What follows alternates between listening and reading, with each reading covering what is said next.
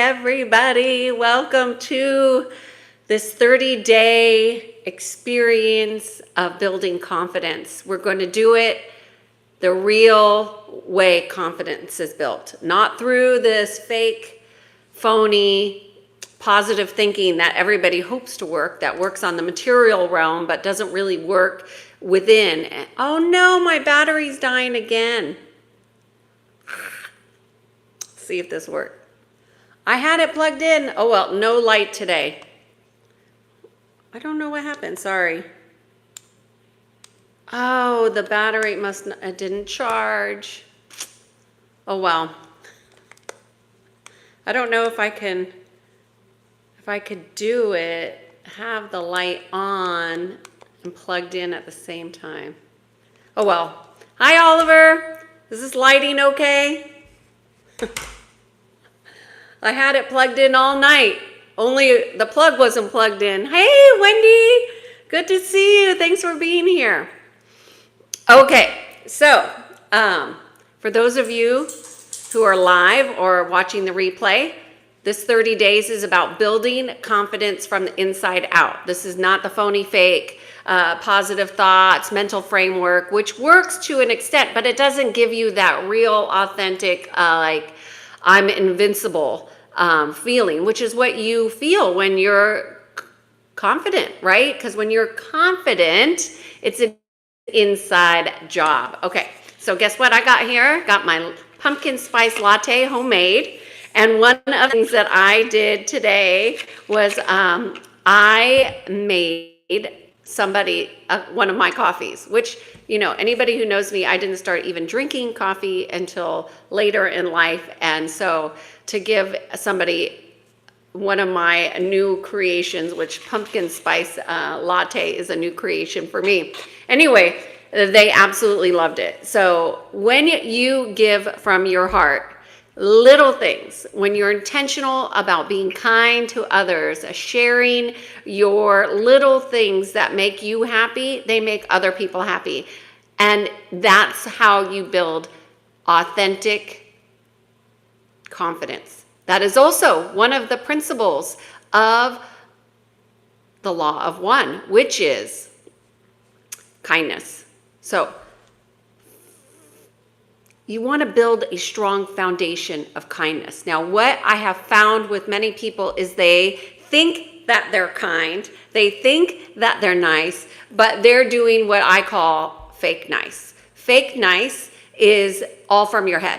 It's you've been conditioned and trained to be nice. And so today we're talking about beliefs of confidence. So false unconscious beliefs that influence confidence. So that's really a topic that most people don't talk about. So when I was doing the live stream yesterday, I thought of it and I was like, oh yeah, I definitely want to address unconscious beliefs and how that influence confidence. So first of all, our thinking is a series of for many people, is unconscious streams, right? So the reason why I started the Peace program, like I think I started that program maybe 5 years ago, was because people had just like these unconscious streams that were going through their minds. And it's difficult to find peace when you have these streams of consciousness that you might not even be aware of running through your mind. So when you have unconscious belief systems, unconscious ways of being will block your feeling of confidence. Now, how do you become more conscious of the unconscious? Well, you have to increase awareness. You have to look at blind spots. You have to start asking questions like, oh, why do I believe this? So, for example, when I was thinking about today's session and I was unconscious beliefs that influence or that block confidence, one of the things that I remembered was as a kid, I don't know if you had this experience, but when I was young, I would get envelopes of money from like my grandmother that lived on the East Coast. And, you know, we get birthday, Christmas, holiday we'd get gifts. Oh my gosh, so good. And that is so good. I'm like really enjoying what I just created. Okay, so I would get these gifts of cards, happy birthday, blah, blah, blah. Okay, so you have a birthday, and then my mom would say, well, you have to write your grandmother a note. I was like, why? Why do I have to write her a note? Because that's what you do. So these belief systems of obligation get instilled very young. And that's just like a little example of how we start to be conditioned into fake ways of being. Now, if my mom would have said, it's kind to reciprocate, I think I would have felt, and I'm not saying that my mother did something wrong. My mother was just teaching me what she thought to be good behaviors. And I do think it is gracious to write a thank you note back for a gift if it's in your heart, right? So the key is that I was being told to do something that I didn't understand. Well, why? She sent me this money's mine. I'm gonna, yay, it's my birthday. I didn't really understand what was happening. One, I was getting conditioned into, you don't just get to receive, you have to receive and you have to give something back. So everything was an exchange. So is that something that most people think about? I don't think so. But you have to understand when we have unconscious beliefs that are at play that block our confidence, whose responsibility is it to clean up your beliefs? Yours. How many of you literally take time to challenge your beliefs? Like, why do I believe this? Why? And like, go deeper. Because when you go deeper into your belief system, it will show you your experiences and it will allow you an opportunity to be more conscious. Now, I don't think that you need to say thank you to be thankful. That's my personal opinion. But some of us have been conditioned and raised to say thank you, even though you're not thankful. And how many of you are empaths and you could feel when people aren't thankful? I mean, I remember when Facebook first started and I would get thumbs up and I was like, I would feel that thumb up and I was like, it wasn't really a thumbs up. They were really giving me an F you, Kiana. Like they weren't happy for me. I could feel it in the energy exchange. And now people don't even give thumbs up. They just ignore people. Which is, I don't know, which is better. You can feel it either way. But my point is that a lot of times people aren't even aware that when they're doing these things like, oh, it's nice to give her a thumbs up. Well, I want to show my support. But they're really not supportive. What about the people that watch the videos and don't give thumbs up? Does that mean that they're not supportive? No. It all depends on the energy in which they are vibrating at. So the thumbs up, and that has nothing to do with me, right? I know there are very popular YouTubes and Reels out there, and they have thousands and thousands of likes. What they have, they're in a business. You know, they're in the business of social media. I'm not in the business of social media. I'm in the business. My whole business is to be in alignment with God and my heart every day in every way I can possibly do that. So now, oh, thanks, Wendy. Wendy, I don't have my light today, so she's letting me know she can see me okay. Hello, I can't see your name. Look, I just butcher your names. I'm so sorry. I don't even know how to say your name. I will butcher it. I just want to say I acknowledge you for being amazing, and I wouldn't dare to try and butcher your name. Thank you for being here. Okay. So now I want to look at our beliefs in relationship to confidence. Well, does confidence have to do with what you're doing for a living? No. Does confidence have to do with how you are expressing yourself? 100%. So how are you expressing yourself?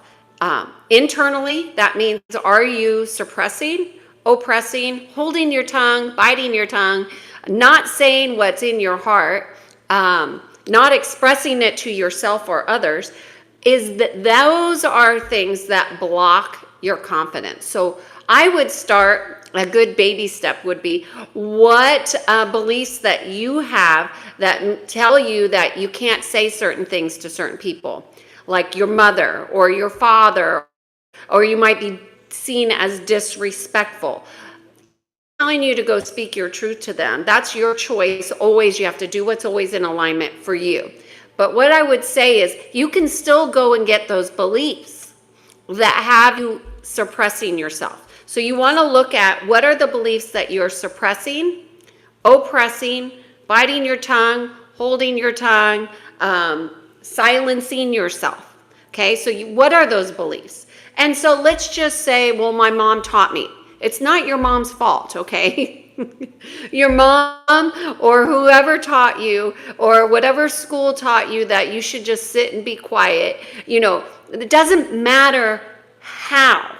What matters is that you are consciously looking at the beliefs that keep you from being fully, authentically yourself. Now, is that easy? I don't know. To me, it's not hard, but it does take increasing your awareness. You have to be committed to increasing your awareness. Now, people who are confident, they operate in what I consider to be open sourced or open systems, open ways of being. They have a willingness to see, they have a willingness to be, they have a willingness to listen, and they hold less judgment about others. Now, they might have, people who are confident might hold judgments. I'm not going to say they're egoless, because I don't believe that's true. But they will hold less judgments about others because they want to learn, grow, change, and expand. Confident people are that way because they know who they are. And the confident people aren't always the loudest. They're not always, needing to be recognized. Confident people are people who don't need the authorization of others to say who they are. So this is why we're doing the challenge for 30 days, right? So 30 days, we're committed to every day doing one thing. You could do more, but one conscious action from your heart to be in service to another in some way, simple or complex. You can bring them food. You could do all different kinds of things. What I want you to do, this is number 4, is you need to be public with it. Put it in the comments and let people know what you're doing. So number 1, you are showing your commitment, showing your accountability, and your expanding potentials. That is like a louder yes to the universe, to God, to spirits of Christ, than sitting in stillness can be by yourself, because we don't want to suppress it. We want to express it.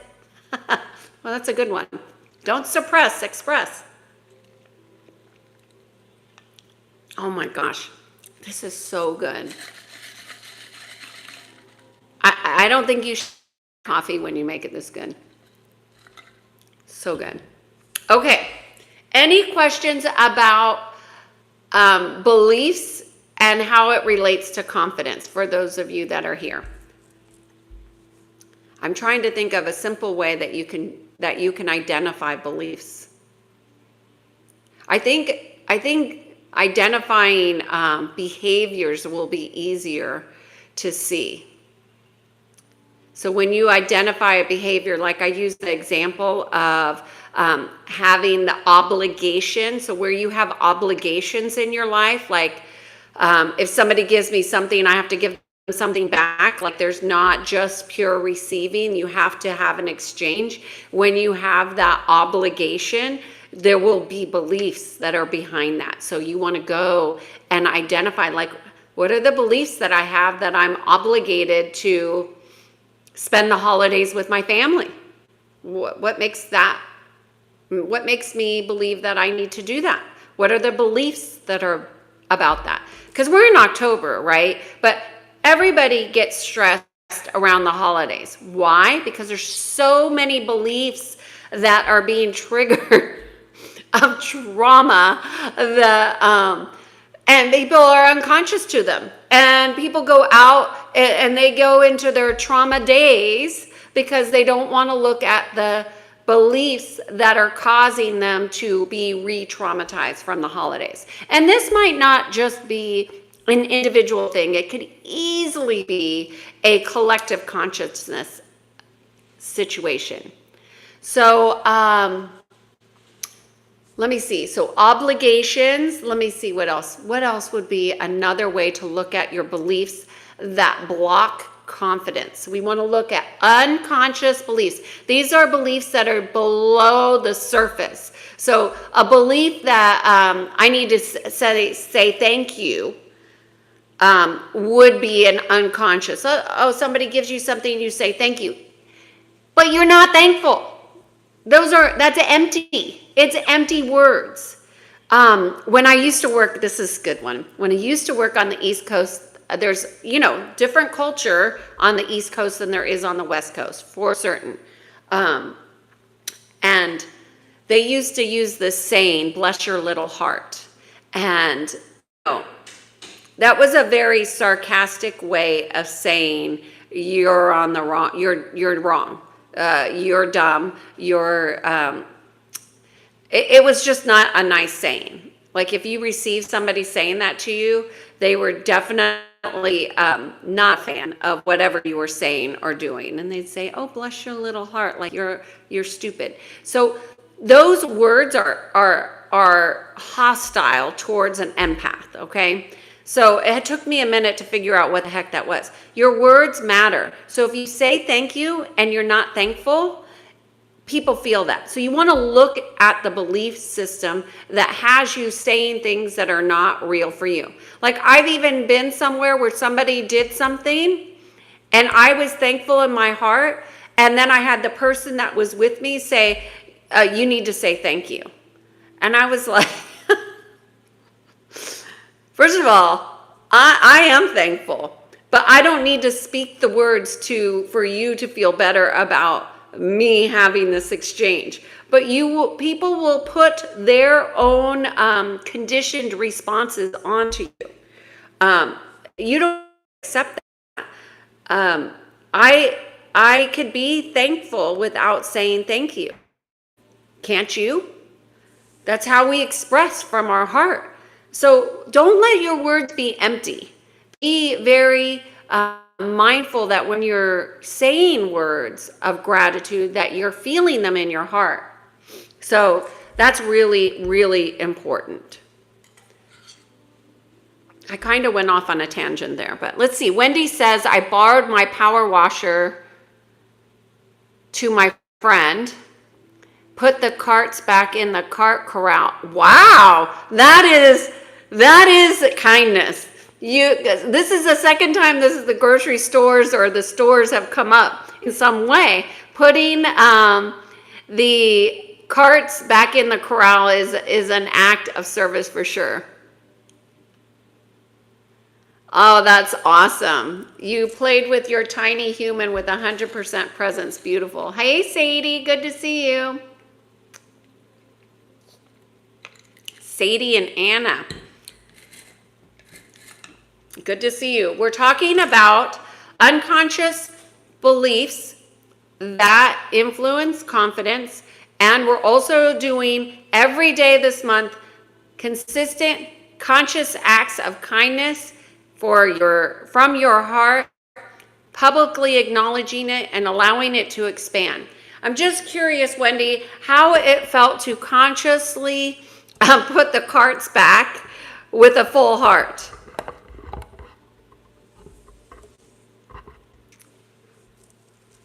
And by the way, yesterday I was going to go put notes around the park, and it rained last night. So I didn't end up doing it, and it rained. So you got to listen. You got to listen for what is needed when it is needed, because I wanted to do it. That would have been a thought, but I listened over doing what I wanted, and that's the difference. Like if I would have forced it, then would I have been disappointed that it got washed out? Maybe. I'm not attached to the outcome, but now that it's sunny, it'll stay longer. So why is it important to publicly state what it is you are doing?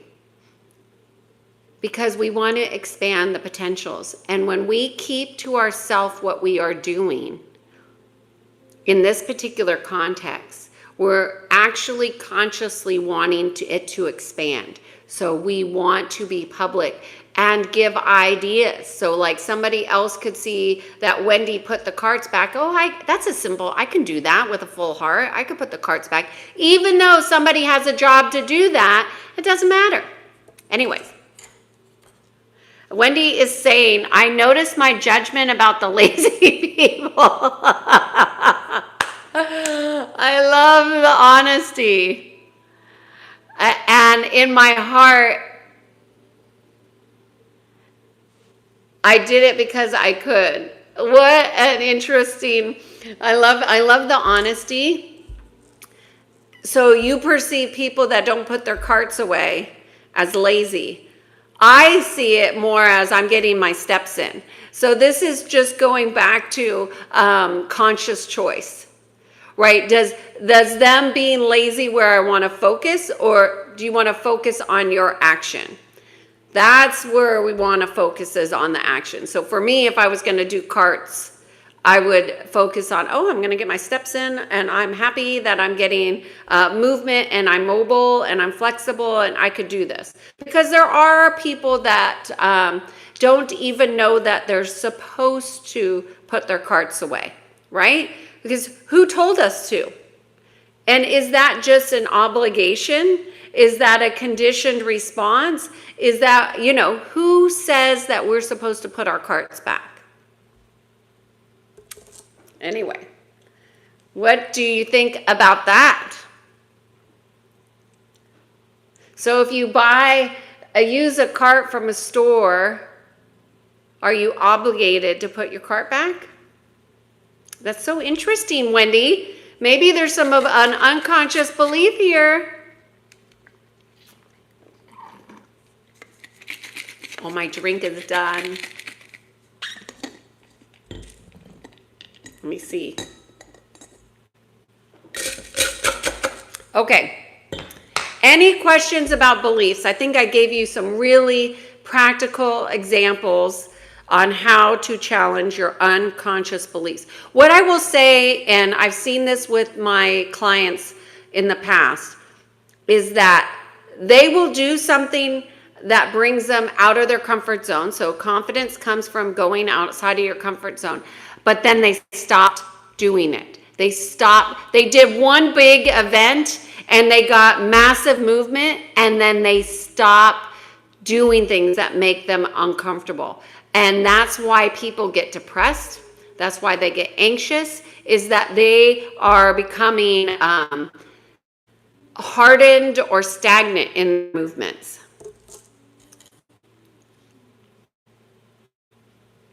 I felt it's not my belief, which is why I just put them back. Interesting. So the important thing to learn today about beliefs is if we do not become aware of them, they stay in the undercurrent and they drive much of our behaviors. If we learn to question, why do I believe this? Like, why do I have a belief that you need to clean up after yourself? Like you need to put your dishes away. We all have our own things, right? Mine is dishes. What is the belief that I have about the sink and the dishes? Is that about being in service to another? Is that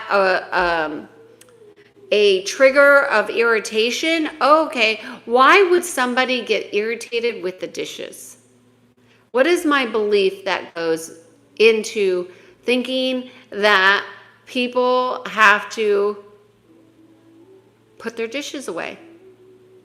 Because if they don't do it, then I have to. So then you're responsible for their, oh, so it's a belief about responsibility. So you kind of just like dig down. So then I would go like, well, what are my beliefs about responsible? If I'm responsible for everything in my reality, then I'm responsible for the dishes too. So then you're co-creating the dishes in the sink. It's a very interesting dynamic, but just wanted to give you an idea of how to challenge that. The question of my belief in the moment, even the most simple task, the question, what is your question here? The question of my belief in the moment, even the most.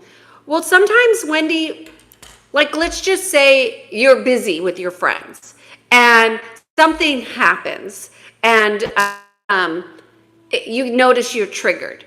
But you don't have time to go back and like figure it out because you're busy, right? You're busy eating dinner but you have the awareness that you've been.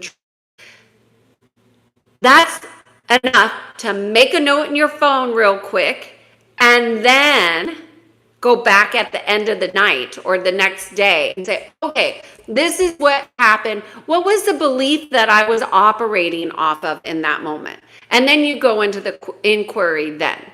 Sometimes you can't go into the inquiry in the moment of the belief. Now, if you have a deep abiding relationship with God and your higher self, you can learn how to program your higher self to alert you to beliefs. So you get alerted, and then you can start to clear it that way. So there are many different advanced ways that you could do it, but the most important is that you're becoming more aware and more conscious. Because if you're not aware and conscious, you can't question the belief. So it's twofold.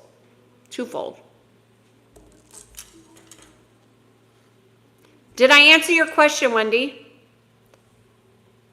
Alan Watts said, Oliver is saying, oh, he loves Alan Watts.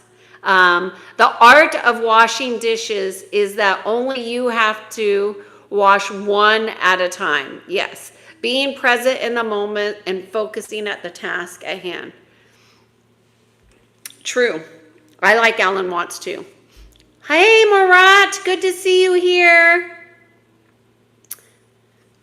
So is that helpful on beliefs? So we want to address the unconscious beliefs that block confidence. And most people who want to be confident are usually not very aware. So we want to expand awareness.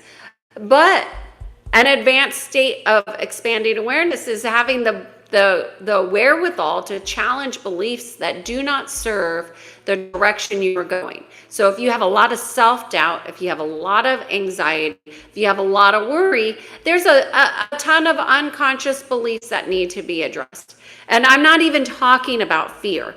We haven't even delved into fear and how fear erodes. You can't really be in fear at the same time, right? You have to choose.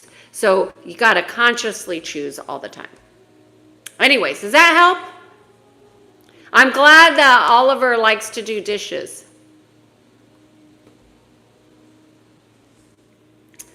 All right, y'all. I hope you found this a different take on confidence to help you on your journey to becoming more confident, more clear, more aware.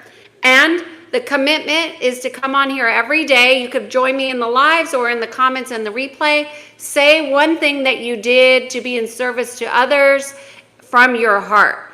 You have to be in your heart and then notice every single day for 30 days what happens to you when you are present in your heart. Okay? Thank you all for being here and being on this journey of confidence with me. Namaste. Happy Friday. See you tomorrow.